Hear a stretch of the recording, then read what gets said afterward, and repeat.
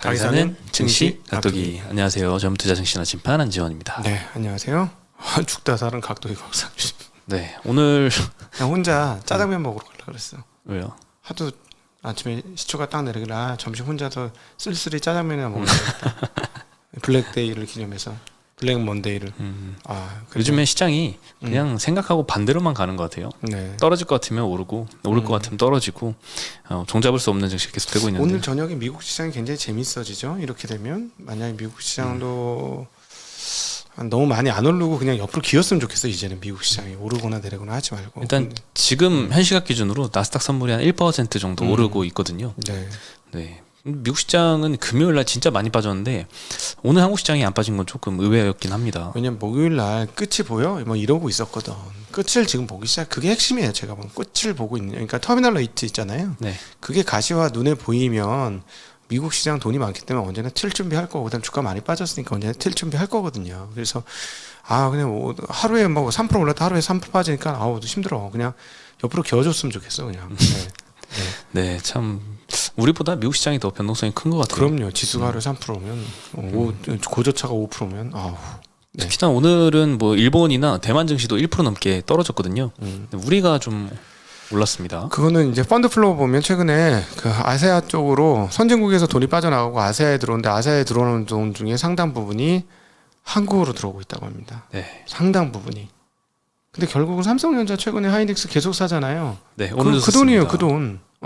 그러니까 달러 환산하면 삼성전자 하이닉스 너무 싼 거야 지금. 그래서 저희가 계속 얘기하지만은 내년도 만약에 연말이나 내후년도 연초에 실적 바닥이라면, 즉 그때 재고 소진이 끝난다면 내년 연초부터 주가가 올라야 되는 거 아니야? 라는 얘기를 했었잖아요. 근데 그게 지금 좀 땡겨진 게 아닌가 싶어요. 네. 네, 그래서 요즘 카카오는 계속 그렇게 좋지는 않은데 오늘 그래도 좀 저점 대비해서는 많이 올라와서 끝났던 네. 것 같습니다. 참 그래도 신저가는 아니더라고요. 이틀 전보다는 좀 난 것 같은데. 종가 기준으로 아니고 장중으로는 아마 저가였겠죠. 네, 그래서 오늘 꼭 카카오 빼고는 다 그래도 반등을 해서 좀 괜찮았던 것 같습니다. 네. 오늘 코스피 0.3% 반등했고요. 코스닥은 0.55% 반등을 했습니다. 개인 투자도 양 시장 다 매수를 했는데 외국인이 특히 코스피에서 2,600억 이상 순매수를 했습니다.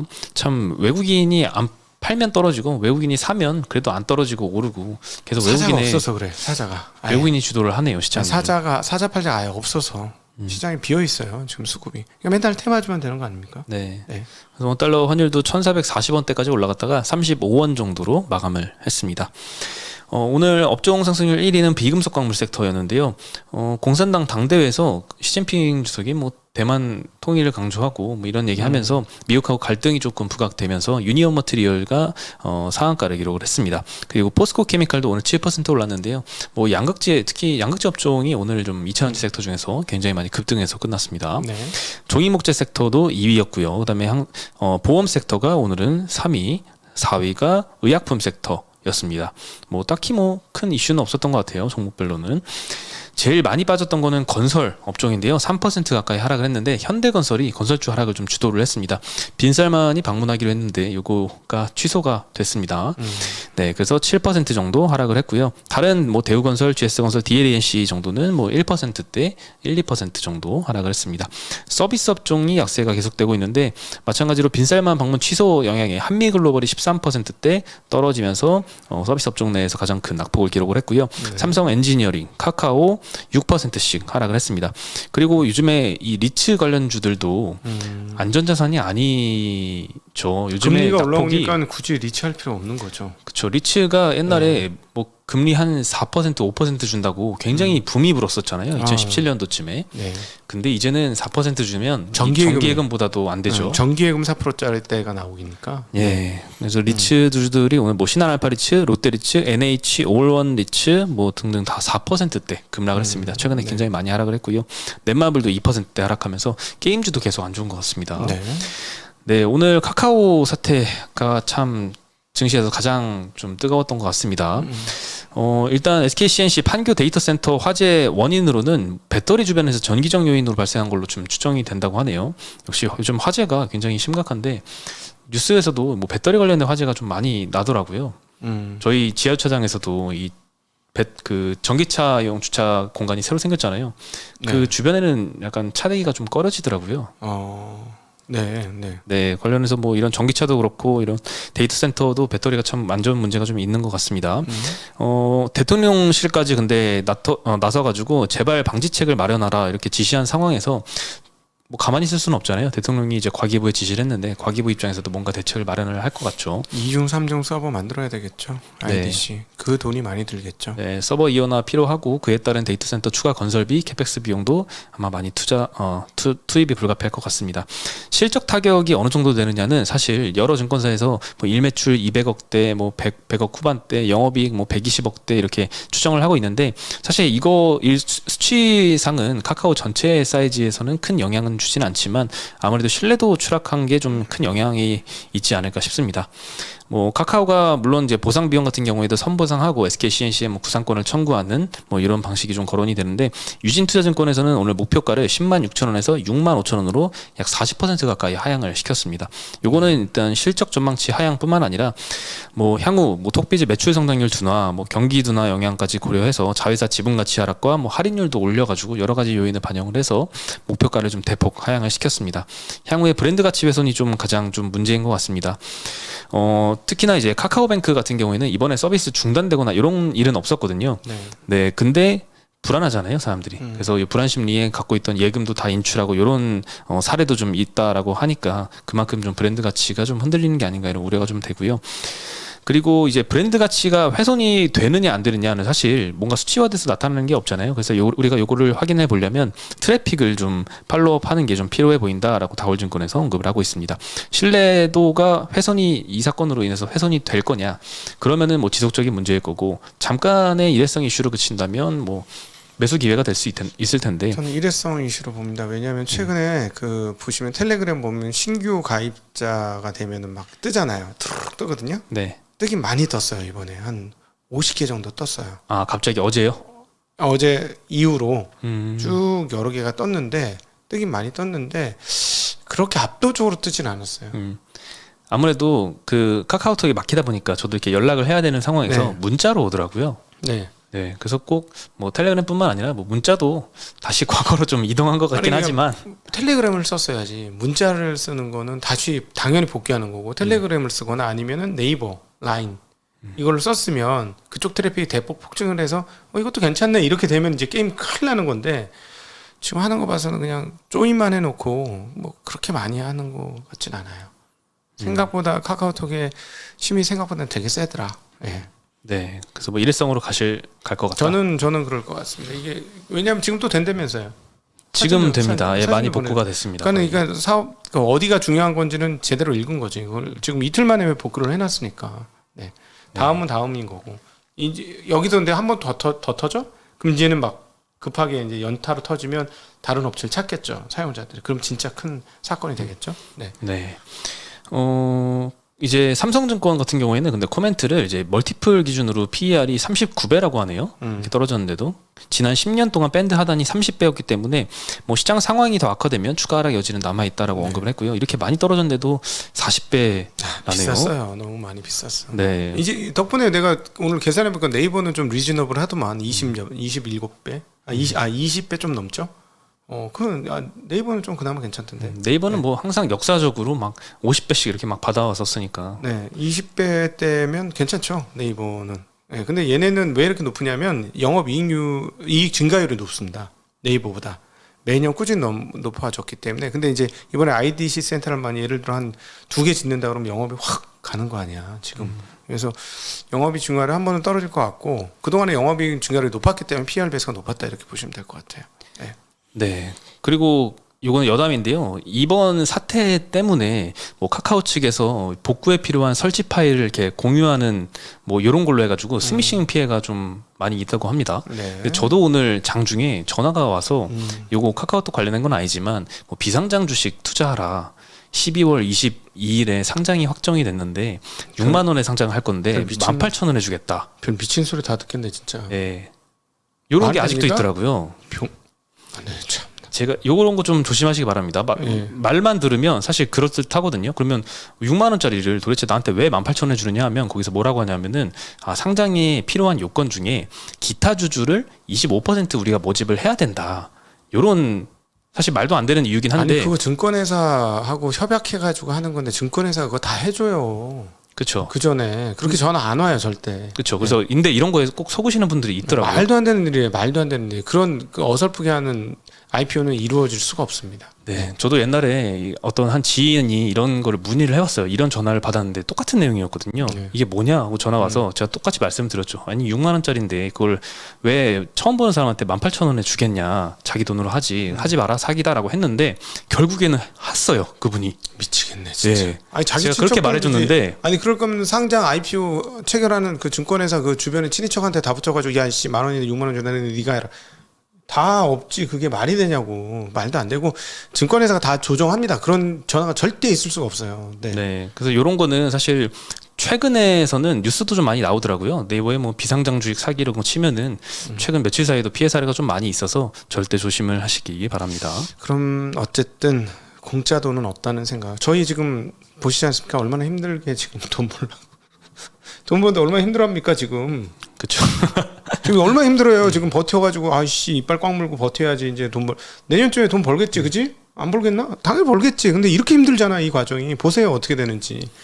쉬운 거 없습니다, 여러분. 이 과정 고통스러워요. 네. 네, 그래서 오늘 시장 영향은 뭐 카카오 그룹주들이 많이 하락을 했는데 카카오 같은 경우에도 뭐 장중에는 9% 이상, 10% 가까이 이렇게 떨어졌습니다. 근데 6% 하락으로 마감을 했고요. 카카오 뱅크도 5% 하락, 카카오 페이 4% 하락, 카카오 게임즈도 10% 이상 떨어지더니 마이너스 2.2%로 그래도 낙폭을 많이 줄여서 마감을 했습니다. 그리고 오늘 뭐 SI나 뭐 클라우드 업체, 뭐 데이터 솔루션, 뭐 이런 업체들이 뭐 상한가를 기록을 했고요.